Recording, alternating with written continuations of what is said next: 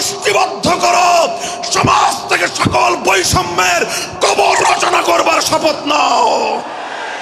হে হতাশাগ্রস্ত জাতি, আসো আল কোরআনের কাছে, আমরা তোমাদেরকে মুক্তির বার্তা শোনাই, আমরা তোমাদেরকে সান্ত্বনার বাণী শোনাবো। আসো, হাতে হাত রাখি, সমস্ত বৈষম্য, জুলুম, স্বৈরতন্ত্রের কবর রচনা করে আল্লাহর কোরআনের সমাজ গড়বার জন্য হাতে হাত রাখি। যদি ইনসাফ কায়েম না করা যায়, ইসলাম অনুসরণ করা যায় না, যদি বেইনসাফের বিরুদ্ধে লড়াই না করতে পারো, মিথ্যে মুসলমানিত্বের দাবি ত্যাগ করো। তুমি যদি ইনসাফের জন্য যুদ্ধ করতে না পারো, তুমি যদি বৈষম্যের বিরুদ্ধে লড়াই করার হিম্মত না রাখো, মুসলমানের মিথ্যা দাবি করা ভণ্ডামি ছাড়া কিছুই নয়। আর সর্বোপরি যদি একটি বৈষম্যহীন সমাজ গড়বার জন্য শাহাদাতের রক্ত দিতে হয়, আবু সাঈদদের মতো বৈষম্যের বিরুদ্ধে বুক পেতে দিয়ে জীবন দেওয়ার জন্য শপথ নিতে হবে। কোরআনে পাকের এক একটা আয়াত, কোরআনের এক একটা বিধান আল্লাহর জমিনে বাস্তবায়ন করার জন্য আমাদের জীবন যৌবনের বাজি লাগায় দিতে হবে, বাজি লাগায় দিতে হবে ইনশাআল্লাহ।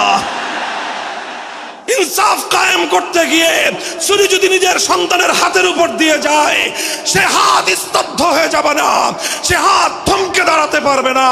যেখান দিয়ে ইনসাফ যাবে সেখান দিয়ে ইনসাফকে চালিয়ে দিতে হবে। এই সমাজ, এই জমিন এখন বিপ্লবী চায়। সে বিপ্লব আব্রাহাম লিঙ্কনের আদর্শের বিপ্লব নয়, সে বিপ্লব কার্ল মার্কস, মাও সেতুং আর লেনিনদের বিপ্লব নয়। বাংলার মাটি আরেকটা বিপ্লব দেখতে চায়, সে বিপ্লব হবে আল কোরআনের বিপ্লব, সে বিপ্লব হবে ইসলামী সমাজ গঠনের বিপ্লব। সেই বিপ্লবের জন্য 2000 যুবক নয়, যদি 2 লক্ষ যুবকের তাজা বুকের শাহাদাতের রক্তের প্রয়োজন হয়, সে রক্ত দেওয়ার জন্য শহীদ ঈদগাহে কারা কারা জমায়েত হবে, কারা কারা জমায়েত হবে। হ্যাঁ, এটা শুধু কথার কথা না, শপথ। এটা কথার কথা না, শপথ। এটা অঙ্গীকার। কার সাথে? কার সাথে? যেই অপরাধ করে মন্ত্রীর দুলাভাই ছাড়া পেয়েছে, যেই অপরাধ করার পরে এমপির শালার শাস্তি হয় নাই, যেই অপরাধ করার পরে শিল্পপতির বিচার হয় নাই, যেই অপরাধ করার কারণে রাজনৈতিক নেতার কোনো বিচার হয় নাই, একই অপরাধ দুর্বল, গরিব, অসহায় মানুষ করার পরে তার উপর আইনের শাসন 100 ভাগের জায়গায় 200 ভাগ বাস্তবায়ন করা হয়। আল্লাহ নবী বলেছেন, পৃথিবীতে ইসলাম এসেছে শুধুমাত্র ইবাদত, নামাজ, রোজার, হজ, যাকাতের বিধান বাস্তবায়নের জন্য নয়। ইসলাম দুনিয়াতে আগমন করেছে, তার আগমনের অন্যতম উদ্দেশ্য হলো সমস্ত বৈষম্য দূর করে, জুলুম আর বেইনসাফি দূর করে বিশ্ব সভ্যতায় ন্যায় এবং ইনসাফ কায়েম করা।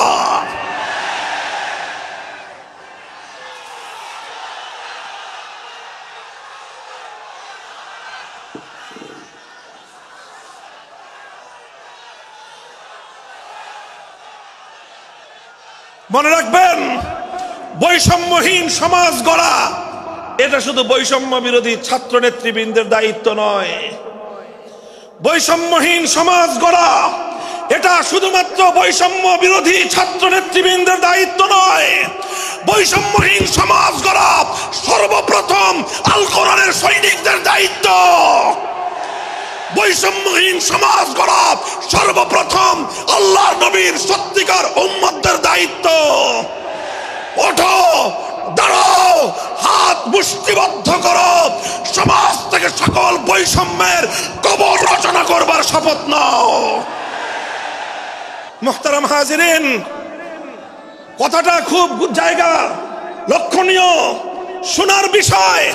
যারা একটা বৈষম্যহীন সমাজ দেখতে চাও, যারা জুলুম এবং অত্যাচারে অতিষ্ঠ হয়ে গিয়েছ, যাদের জীবনকে এই ধরনের অন্যায়, অবিচার, জুলুম, শোষণ, স্বৈরতন্ত্র যাদের অন্তর হৃদয়কে জ্বালিয়ে পুড়িয়ে ছারখার করে দিয়েছে, হে হতাশাগ্রস্ত জাতি, আসো আল কোরআনের কাছে, আমরা তোমাদেরকে মুক্তির বার্তা শোনাই, আমরা তোমাদেরকে সান্ত্বনার বাণী শোনাবো।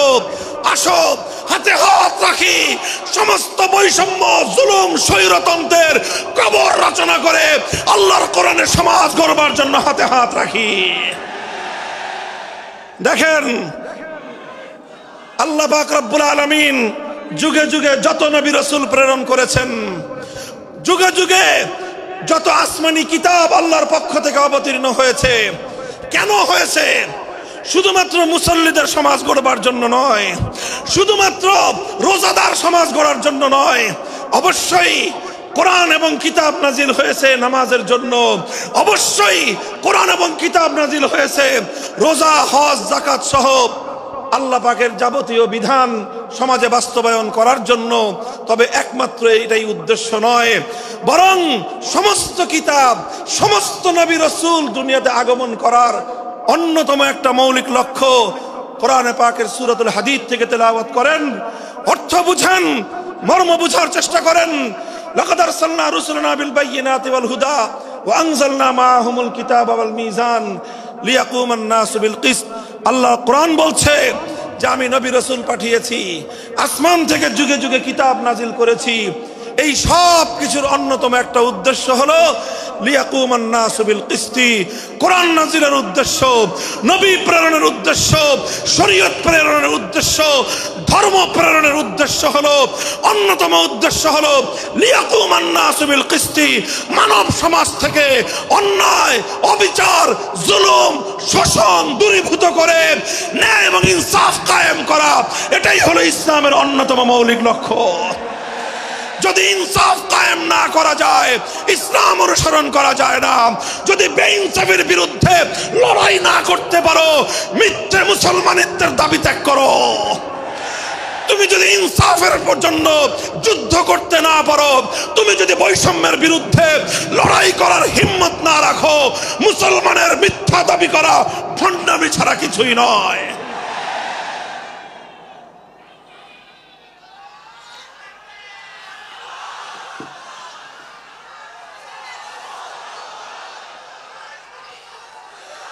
এই জন্য আমাদেরকে বুঝতে হবে, আমাদের জীবনের অন্যতম মিশন, যে জন্য আল্লাহ তার নবীদেরকে পাঠিয়েছেন, নবীদের জীবনের মিশন যা